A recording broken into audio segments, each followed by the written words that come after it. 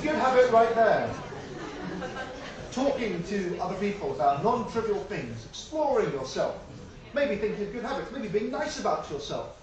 We've all got good habits. I won't go around the room and ask about your habits. That could get weird. But I think focusing on the idea of good habits, I find it very useful because, in a way, if I'm trying to stop myself doing the things I don't want to do, just hating myself and feeling weak and feeble is not a great recipe. My good habits, such as turning the phone off and reading a book, such as going for a run, such as doing some stuff that I know makes me feel better, like playing with my children rather than worrying over my messages. Very small things, such as having a shower in the morning, even if I'm feeling lazy. I'm a very lazy person. This is what helps me not do the things I don't want to do. This is what gives me the space and the time in which I feel like I become a slightly better self. And of course, I'm phrasing this in secular terms, but this has been phrased countless times in religious terms throughout history. In fact, I do think, without going too much into the faith side of things, that there is enormous value just in the idea of sacred spaces, however you may wish to define those. And by sacred, I simply mean not secular or mundane, not just about the immediate here and now, about something bigger in time, whether it's us or our larger identity. The present moment can be very tyrannous. We are deluged with noise, and it is very hard to find signals today. And this is not going to change. This has to some degree always been true through history, but it is exponentially more true today. So very briefly, I just want to talk a little bit about one of my bad habits in particular that I find quite interesting in this context.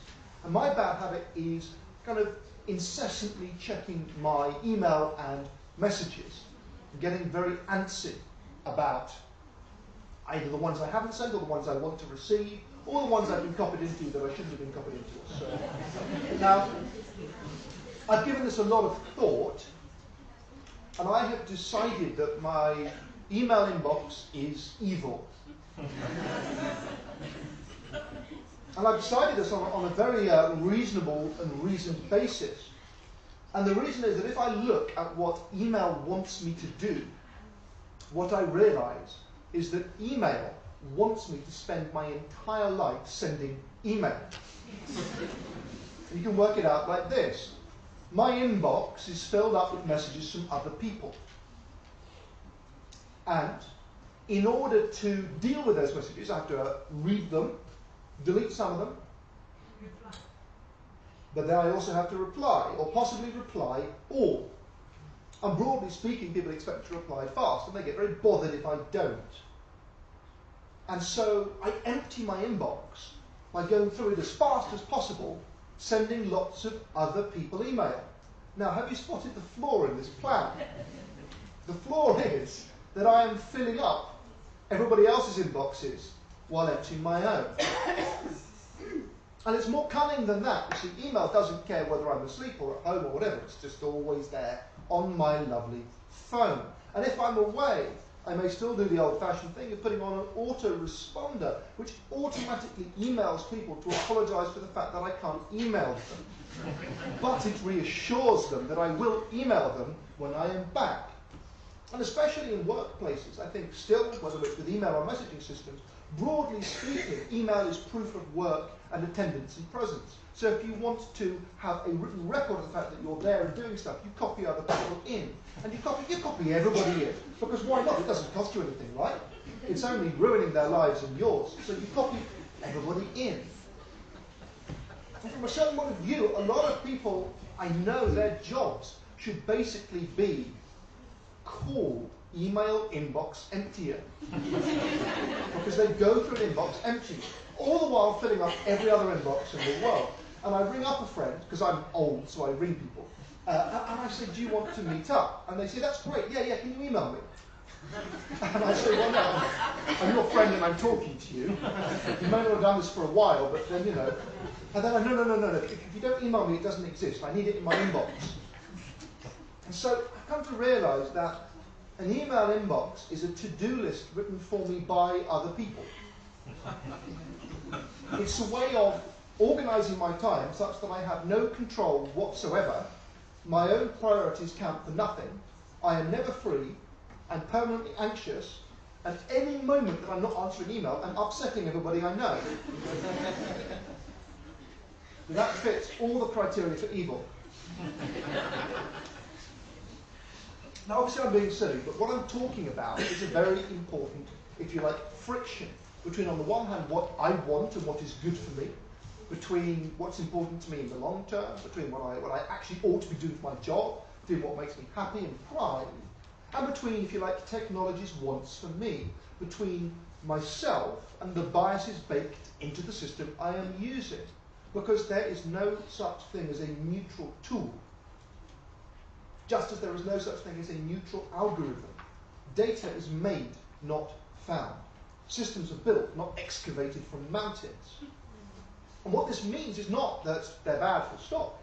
It means that if you want to have any chance of making good or better use of technology, or even building better technology, or participating in the improvement of our relationships with and through technology, you need to realize that you are in a negotiation. That simply going with the default settings is often a very bad idea because it outsources the most important choices about how you spend your time, how you spend your energy, your precious attention, about what you prioritize and how you prioritize it, about your processes, about how you relate to your friends, about the time you do or don't spend asking questions of a kind that Google can't answer. I've given talks at Google sometimes. I say to people, what questions can't Google answer? And they look at me in shock as if I found one. Or they come up with maths. You can mostly do maths now. And I say, no. Here's a question. What matters most? Now, I can type what matters most into Google, and I will get all kinds of answers. I can get as many inspirational quotations. I can get enough inspirational quotations to paper a house. But of course, the moment I outsource the question, what matters most, to a search engine, I cease to pay it attention in my own life. I cease to ask it of myself. Because of course, there is no right or wrong answer like there is the height of Mount Everest. The process of spending time with an important question is where its value and power comes from. A question like, what matters? What do I care about? What's important? Am I loved? A question like that is powerful and useful in our life in proportion to the quality of time we spend upon it, not our ability to put it into a search engine, and certainly not our ability to push it to the back of our mind. And technology is wonderful, but technology, in a sense, answers the questions that it already has data for. Facebook answers the question, how many friends do I have, and how often do they like my posts? If you like, that's a version of am I loved, but it's not the same. I don't think you can spot the difference. There's a slight difference there. And the behavioral economist, Daniel Kahneman, has a wonderful saying that sums up, I think, a lot of the thought processes involved when we use a system and go with its default settings without thinking. He says that when confronted with a difficult question, we often answer an easier question instead without noticing the substitution. Because to spend time with a difficult question is to spend uncomfortable, demanding time in the presence of uncertainty. And it demands of us a method for living with or dealing with or resolving uncertainty. Whereas to turn a difficult question into a simple question is to spend 2 seconds in the company of an answer courtesy of a search engine or whatever that thing was that you just saw. Remember it? So, for example, here's a difficult question. Who would make the best next president of the United States? Now, it might be an easy question as to who would make the worst, but the best is a very hard question.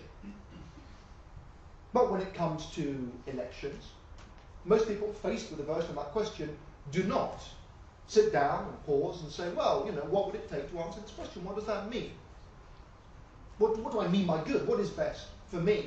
for this country, for the world? Are these things even compatible? Is what's best for my country best for the world? I've got a headache. They tend to look at images of the people who wish to be president, and they tend to, rack their brains for the most recent few things that come to mind. Ask a question like, who would I want to have a beer with? Who looks, kind of like a white man? And they go with that. And they think they've answered the question, who would make the best president of the United States? But they haven't. They've substituted an easier question, which is, when I look at these people and briefly think about some stuff that's fresh in my mind, what's the most kind of president-y vibe? Fine. That's the way people work, sometimes. But the crucial question is, what do we do in those other crucial moments when we challenge our habits, think twice, when we learn, when we develop? So I'm getting towards question time. And I suppose I just want to kind of try and pull this together, really. I've been talking about critical thinking. I've been saying that it is a reality-based project. That at root, thinking critically is not about being nasty or argumentative for the sake of it. It's about realizing that if we want to be well informed, if we want to have some degree of confidence that our views are well founded, and if not, get our hands on well-founded views or new information, then we need to be comfortable admitting uncertainty and engaging with arguments and ideas and evidence that is new to us. We need to have the comfort, the strength, the time to evaluate and compare, to be open to these kinds of things. And that time and attention is in shorter supply than ever. It is under assault. It is under assault by habits and systems that, if you like, drive us back on mental shortcuts that in certain situations are actively harmful, are the opposite of learning and thriving. And I would suggest that one of the most important things we can do is learn to pause, is build the habits that help us think twice, and engage critically with the systems and tools through which we learn, through which we work, through which we socialize, through which we vote, and so on. And it's pretty obvious that we can't do this alone. And in fact, I would say the most powerful sentence of all in this is one that doesn't get said very often outside of close friendships. I don't know. What do you think? About the least viral sentiment ever. You don't know. Here's what I think is about. That's pretty powerful, of course. But it's very powerful to admit uncertainty. It's not a sign of weakness. But it takes time, it takes effort, it takes will, it takes resilience. And of course it means that first and foremost, we mustn't simply be harried by the default settings of the systems we use. There's lots of ways I try to resist email turning my life into inbox emptying. Facebook turning my social life into social anxiety, FOMO poking, and so on. And I think when I think about us and technology, when I think about the immense good it can do, I worry about AI. And I don't mean artificial intelligence, although that's terrifying. I mean artificial idiocy, which is the way in which certain systems and habits make people behave like idiots.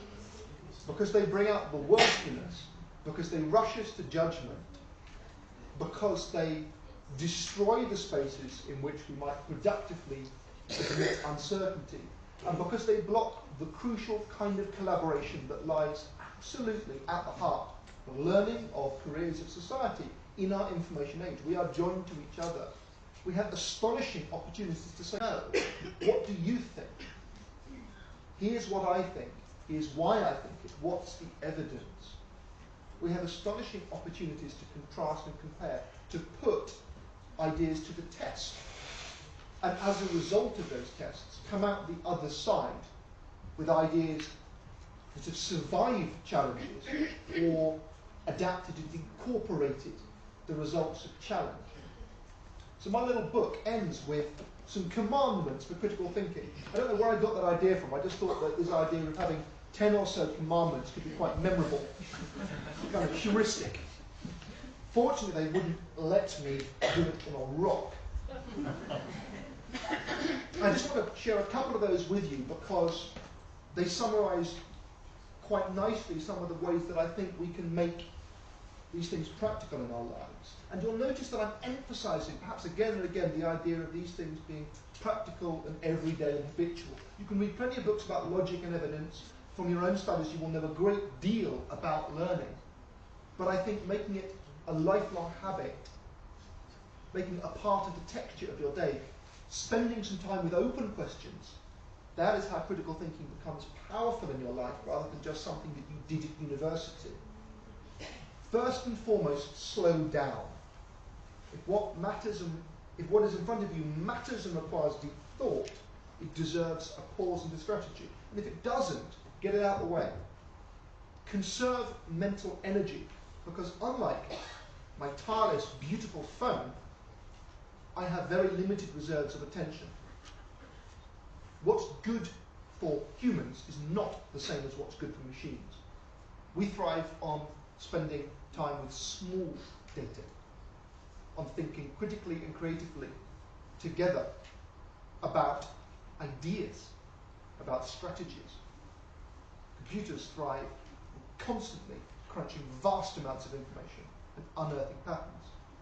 So we should remember, big data, AI, they give us answers, but they do not give us questions. The questions must come from us. If in doubt, wait. The greater the uncertainty, the more important it is, broadly, to pause, to seek reinforcement. Doesn't apply if you're in combat. Know your limits. Don't pretend to know what you don't know. We've all been guilty of that. I'm probably more guilty than most. But saying I don't know is astonishingly powerful and important, and saying it with pride. Try saying it on Facebook. Try saying it on Twitter. No one will retweet you, but you will be a good person. Beware sunk costs.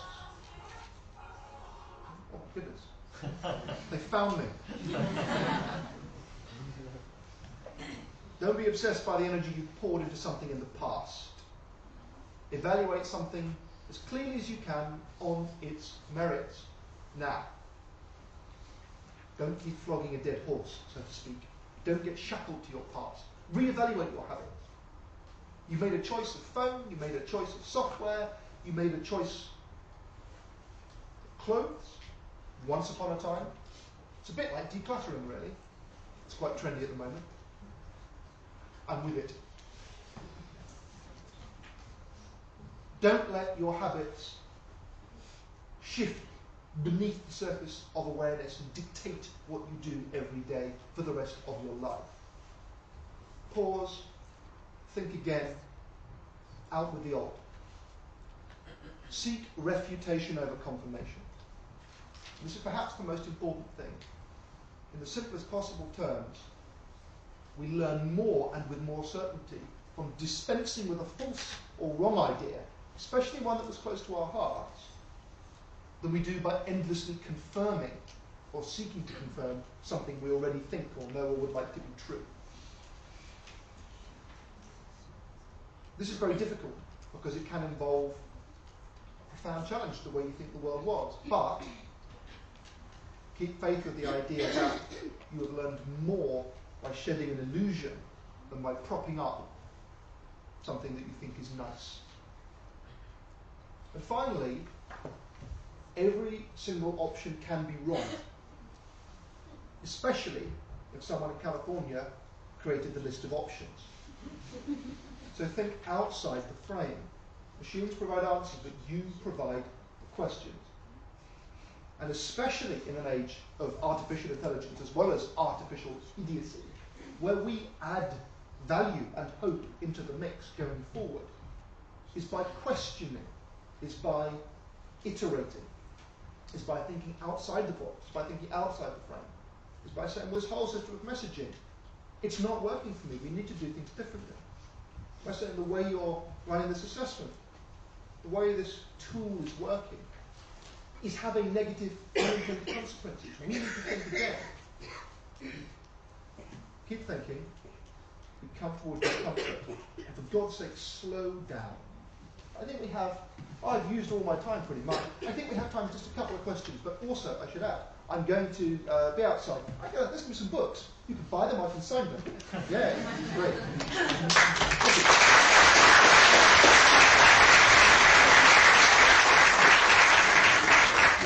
There's time for a couple of quick questions. What I'll do is, if people have questions, I think can we take maybe 3 questions, as it were. We'll take them all, then I'll speak to them, and then I think in terms of timing, yeah, so 3 quick questions which I'll try and speak to. So yes, you just shout out, I think. Yeah, just shout. Yes, hi everybody. Because we are living in an age of technology where boundaries are like blurred, do you think that we have cultures which are in favor of critical thinking more than others? Great, thank you very much. Okay, question number 2. We don't have to get to 3, it's okay. I'll just do number 1, you can do the rest outside if you wish. Or you may have no questions, and I've answered all your questions. Hello, you've talked about digital media. Does the same apply to traditional media in terms of journalists and interviewing techniques? Great. Okay, any more questions? Yes, yes. Hello everyone. I have a question. In fact, do you think that using logic and imagination and imagination to reach critical thinking are affected by any external factors? Great, thank you very much. Excellent, well, I'll do this in 2 minutes, no problem. So, there are profound cultural variations globally, and I am not an expert on these. So in some senses, I wouldn't want to pronounce. I think what I would say is that the idea of technology as a kind of levelling, internationalising force that makes things homogenous is simply not proved to be true. The tail has wagged the dog in the sense that in many ways we now live in a world of internets rather than internet, of very different global norms, global censorship, and so on. And so I think the kind of open thinking I'm talking about doing is certainly for political reasons far harder in some places than others, in that you will get beaten up and locked up if you do some open critical thinking in some places in the world. But I think that I would like to believe that at root there are some common values around critique and engagement, and that hopefully, which is a bit of a fudge, hopefully one of the most fundamental points about listening and critical thinking is that it gets better the more perspectives you have, in that you need, in order to be robust, in order to be rigorous, in order not to be kind of caught out or bewildered or simply wrong or short term, you really, really, really need to try and map as fully as possible, if you like, the domain of all the different things that people think and understand these different contexts. So I guess it's always to some degree going to be a kind of a slightly local project. It's always going to be a question of finding versions of it appropriate to a time and a space. It doesn't exist outside of history and geography. It's nice to pretend, that science and reason do, but I don't think that's true. I think actually, which ties into the last question about logic and imagination and so on, we are the product of our circumstances. And I think more and more, the pretense, for example, that a company with certain values from California or Japan or China, that those values can just spread across the world and be kind of universal, is simply not true. That it behoves us instead to look at context much more richly, at what digital citizenship means in this country, in that country, for the people in that country. I said data is data is made rather than found. And so there's always going to be a historical process. Technology, it gets into a lot of trouble because it pretends history doesn't apply. There's lots of myths and narratives about the end of history, about the future being so kind of driven by tech and maths and whatnot, that we can more or less call the past irrelevant. I think this is exactly wrong. I think the past, the historical and the local context is vitally important. And really we have to be deeply interested in the way people are profoundly shaped by their circumstances, by the environment they live in, by local culture. I think vigorous technologies and the good use of technologies is going to be to do with vigorous local cultures and loose transnational alliances. It's not going to be about totalizing stuff. It's a very general answer. Journalism, yes. Traditional media. It's difficult because in a way you find it very hard these days, I think, to come up with an outlet that isn't digital first, at least in mentality. Traditional media is a very kind of odd phrase in an era when if you like, the definitive copy of something is probably going to be digital. But I do think that in some ways we're reaching, an interesting point where a number of quote unquote traditional media outlets have defined a niche that some people said wasn't going to exist. You look at people paying for the Financial Times, you look at people paying for the New York Times, you look at the vigour of some kind of established organs, these are just ones I know about.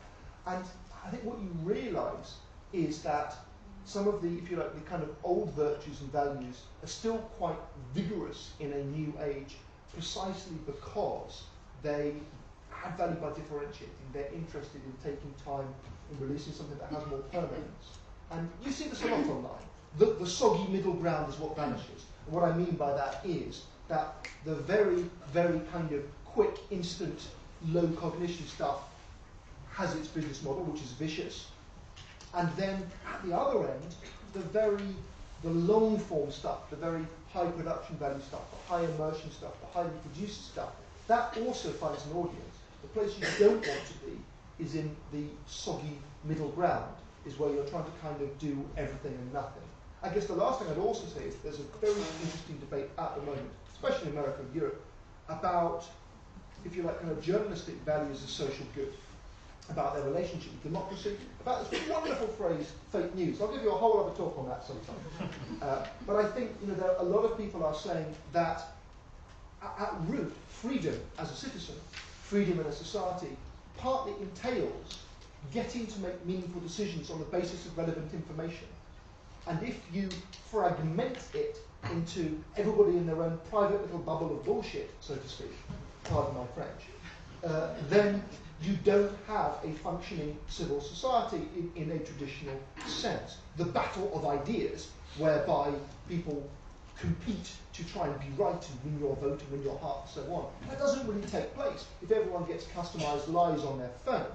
And so I think we're seeing some interesting moves around legislation, some interesting moves around charitable funding, and with that then a battle to define, well, okay, if we're saying there's some good stuff about traditional news and media and truth values, what exactly are they? How should we defend or enshrine them? And the tech companies are very rapidly going, how can we, set up some charitable stuff or something to make it look like we're doing this? I think in many ways, actually, it's a fundamental business problem for them to do this properly. But we're going to have some really interesting debates, and it's, your views, your beliefs on that are going to be very interesting going forward. So, very quick answers. Thank you so much.